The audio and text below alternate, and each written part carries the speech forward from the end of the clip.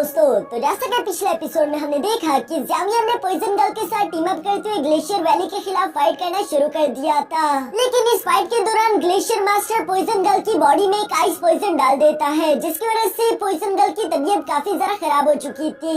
ज़ावियर जानता था कि ये कितना ज्यादा खतरनाक हो सकता है, इसलिए वो पॉइजन गर्ल को लेकर एक गुफा के अंदर चला गया, जहाँ पर वो अपने हेवनली फ्लेम का इस्तेमाल करते उस आइस पॉइजन को पॉइजन गर्ल की बॉडी से रिमूव कर देता है। इसके दूसरी तरफ ग्लेशियर वैली भी ज़ावियर और उसके दोस्तों का अकेले छोड़ने वाली नहीं थी, बल्कि वो डोजोंग लेवल के पीक वॉरियर्स को ज़ावियर और उसके दोस्तों के पीछे लगा देती है, जिनसे निपटना ज़ावियर और पॉइजन गर्ल के लिए अकेले तो नामुमकिन था। इसलिए ज़ावियर फैसला करता है कि वो मास्टर टियानहाओ की मदद लेगा।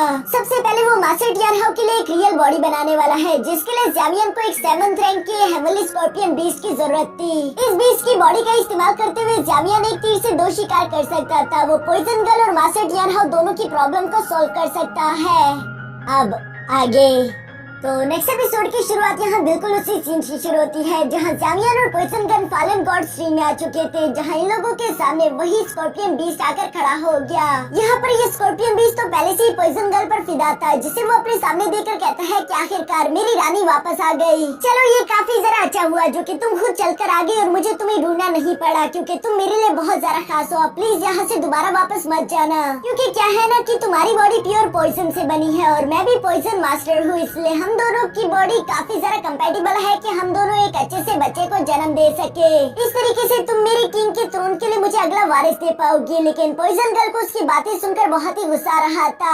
वो एक कदम आगे की तरफ बढ़ाते हुए कहती है, फिलहाल तो मैं यहाँ पर आई हूँ ताकि मैं तुमसे कुछ मांग सकूँ। जो सुनकर किंग जवाब देते हुए कहता है कि हाँ बोलो ना, जब तक तुम मेरी रानी हो मैं तुम्हें कुछ भी देने के लिए तैयार हूँ। इसलिए पॉइजन गर्ल उससे कहती है कि ठीक है, फिर तो मुझे तुम्हारी जान चाहिए ताकि मैं तुम्हें मारकर तुम्हारा मैजिक कोर हासिल कर सकूँ। पॉइजन गर्ल की ये बातें स्कॉर्पियन किंग को बहुत ही गुस्सा दिला देती है, लेकिन वो मुस्कुराते हुए कहता है कि अच्छा हुआ कि ये बात तुमने कही। तुम्हारे अलावा अगर ये बात यहाँ पर कोई और करता तो अब तक वो मर चुका होता, पर चूंकि मैं तुमसे इतना ज्यादा प्यार करता हूँ इसलिए मैं तुम्हारी इस गुस्ताखी को माफ कर दूंगा। हाँ बेशक इस बात से मुझे काफी ज्यादा गुस्सा आया और इस गुस्से की कीमत तुम्हारे साथ मौजूद ये लड़का चुकाएगा। जो कहते साथ ही स्कॉर्पियन किंग ने फौरन आगे की तरफ बढ़ते हुए ज़ावियर पर हमला करना शुरू कर दिया। दूसरी तरफ ज़ावियर भी अपने 3000 थंडर टेक्निक का इस्तेमाल करते उसके हर एक अटैक को डॉज कर रहा था, जो देखकर तो स्कॉर्पियन किंग ज़ावियर से काफी ज्यादा इम्प्रेस हो चुका था। इसी मौके का फायदा उठाते हुए पॉइजन गर्ल ने भी एक स्लैश अटैक लगाते हुए स्कॉर्पियन किंग पर हमला कर दिया, जिस अटैक का स्कॉर्पियन किंग की बॉडी पर कोई भी असर नहीं होता। उल्टा वो मुस्कुराकर कहता है कि मेरी रानी तुम्हें ये बात समझनी चाहिए कि इस तरह के मामूली अटैक मेरी बॉडी पर कोई असर नहीं कर सकते।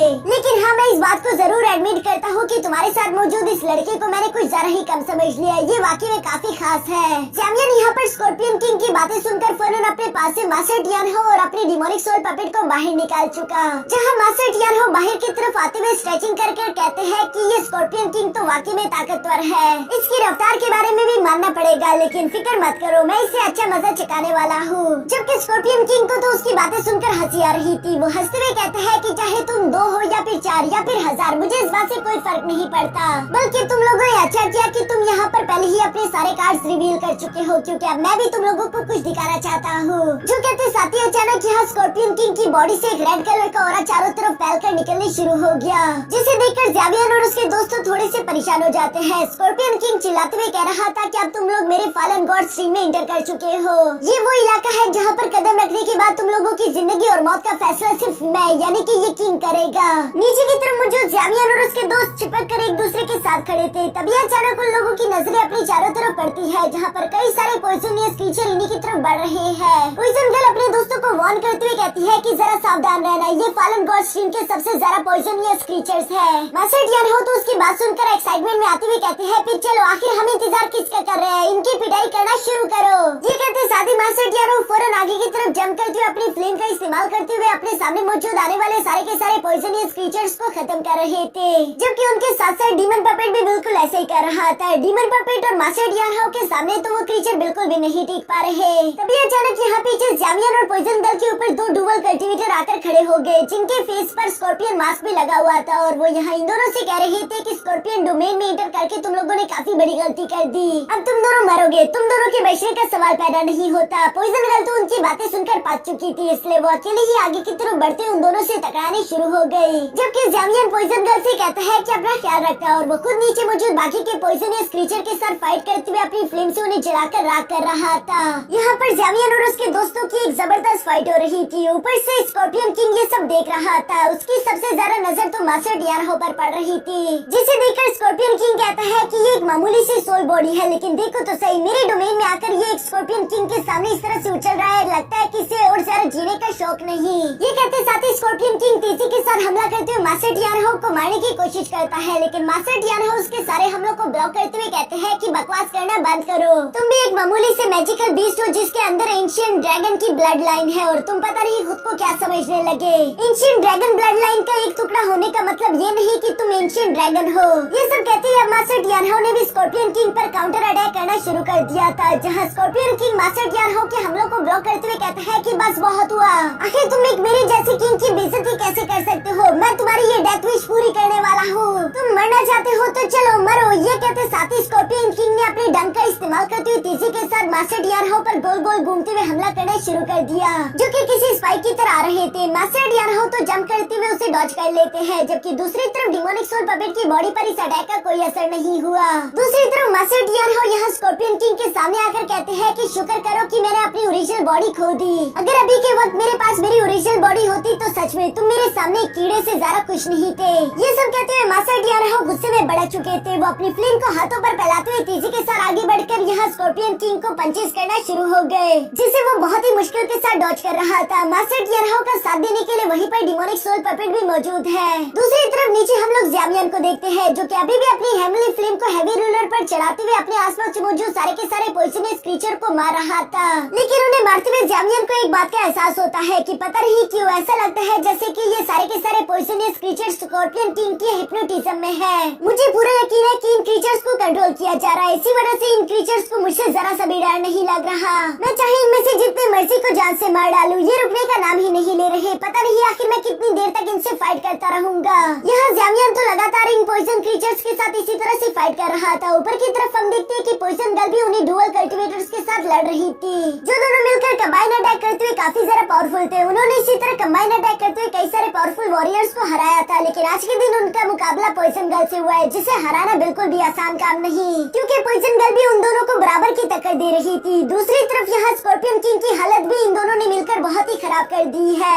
स्कॉर्पियन किंग वाकई में काफी ज्यादा ताकतवर है, लेकिन उसे समझ नहीं आ रहा था कि आखिर वो फाइट करे तो किससे करे। अगर वो यहाँ मास्टर डियानो पर हमला करने की कोशिश करता तो डिमोनिक सोल पपेट आकर उसे निपट जाता, और अगर वो अपना सारा की सारा फोकस डिमोनिक सोल पपेट पर लगाता तो मास्टर डियानो इस मौके का फायदा उठाते उसे हिट कर देते।